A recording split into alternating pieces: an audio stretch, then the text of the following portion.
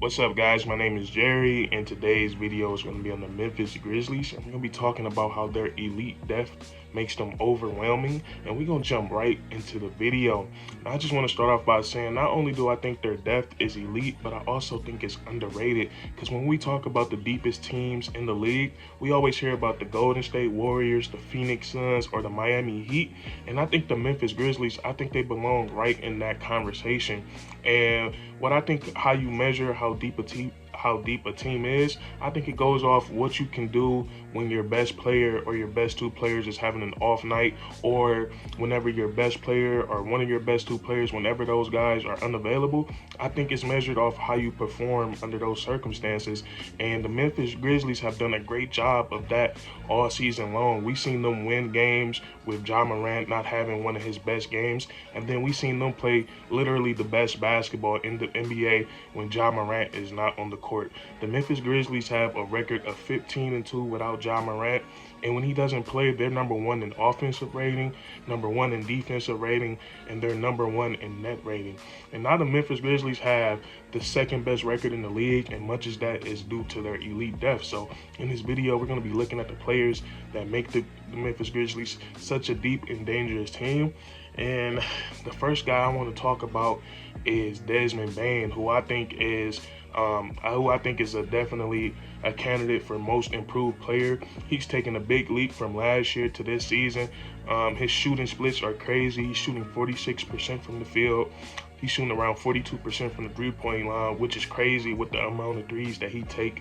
And then also he's shooting 90% from the free throw line. So, and he's doing that while averaging almost 19 points per game. So Desmond Bane is having a really great season, and he's really one of the more funner players to watch on the Memphis Grizzlies, because he's just we really never know what he's going to do. I know he's a great shooter, but sometimes we see him pulling from deep. Like, he has range. He can put the ball on the floor sometimes and get to the rim.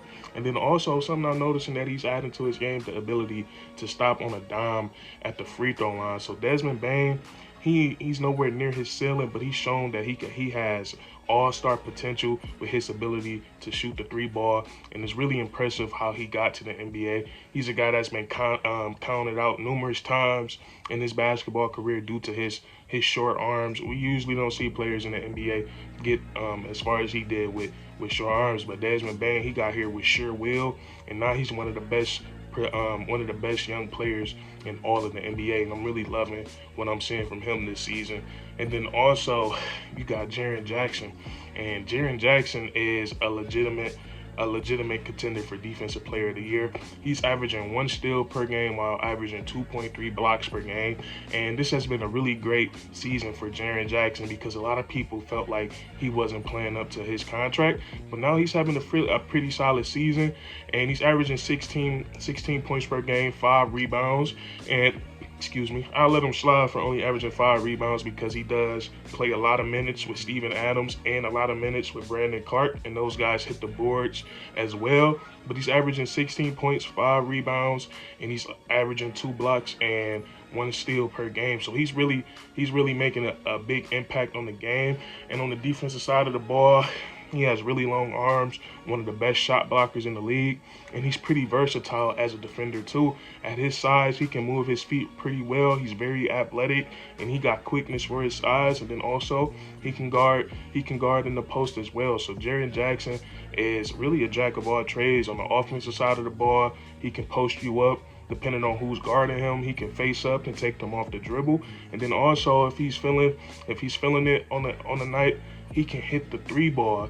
So Jaren Jackson has been really good for the Memphis Grizzlies this season, and we got to remember that Jaren Jackson was one of the key building blocks for the Memphis Grizzlies before Ja Morant came, and he's a guy that has all-star potential, and it looks like he's gonna start to fill those expectations. Really liking what I'm seeing from him.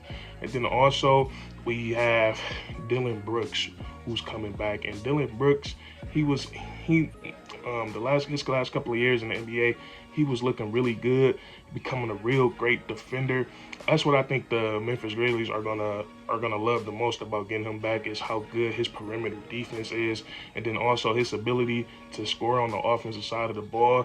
They get another three-point shooter out there, and his last couple of games since he's been back, he's been looking pretty well. Dillon Brooks is a great team guy, and I just love the way he plays hard. And he's played about 26 games this season, and in those games he's played some pretty decent basketball. He's averaging 17 points, and I think that's pretty impressive for a guy who hasn't really had a rhythm, who hasn't been playing basketball consistently. So getting him back over these last couple of games before the playoffs start, getting him back into kind of basketball shape, into a basketball rhythm, is going to be really, really pivotal for the Memphis Grizzlies. Now, that was just the guys that's in their starting lineup, and I think their depth carries all the way over into their bench too. And the Memphis Grizzlies have one of the more funner benches to watch in the NBA. Like, I love Tyrus Jones. He's kind of a magician with the basketball. He can put the ball on the floor. He can shoot the three. And what I like about him the most is his float game. He does a great job at getting to his spot and throwing up that floater to where defenders can't get it. And then DeAnthony Melton, he's a guy that can get hot on any given night. He can shoot the three ball. He can create for himself. He can get to the rim, and he's a very solid player to have off the bench. And then you have the guy that keeps everybody poised, and Kyle Anderson, aka Slow-Mo, and he's just a nice veteran to have on this young team. He keeps everybody poised. He knows how to slow the game down when the game needs to be slowed down, and he does a great job at controlling tempo for that second unit. And the favorite part about the bench to me is Brandon Clark. And Brandon Clark is another guy on this team that's filled with potential. He's another young player, and I think he kind of resembles Jaren Jackson a little bit to me.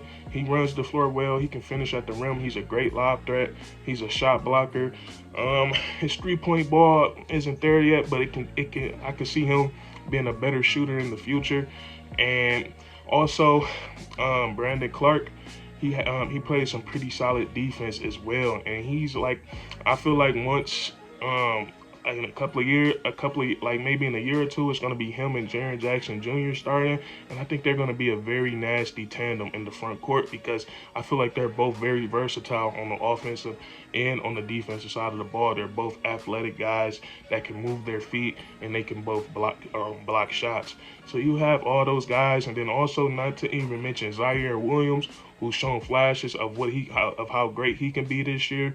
He's looked really well for the Grizzlies. And then we also have to give props to Coach Taylor Jenkins, because none of this happens without a great head coach. He's came into this season and had these young guys ready, and they really play their best brand of basketball no matter what circumstances they're under. And now they have the second best record in the NBA. So you have to give props to the head coach, because the head coach is a big part of that. So that's that. All these guys I just mentioned, they all contribute a huge role to the Memphis Grizzlies. And they've been holding down the fort whenever Ja Morant hasn't been able to play. So it's a really solid team. And then also Steven Adams. Steven Adams is always one of the most underrated players in the league every year.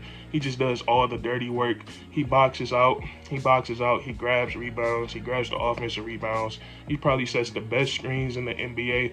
And then he do the little things like under the rim. He'll box the center out while Ja Morant or while Desmond Bain, while one of those guys are driving to the basket, and gives them a free lane. So this team is just very entertaining to watch. They're a young team. And what's scary about the Memphis Grizzlies, like I said, like, they're very young, and none of these guys has really scratched the surface of their potential. I feel like they all have a bunch of more room to grow, and they're going to be one of the best teams in the future. So I just wanted to touch on that. If you enjoyed this video, leave a like, comment down below if you agree or disagree, and then subscribe for more weekly content, man. We do this all the time, and that's curtains.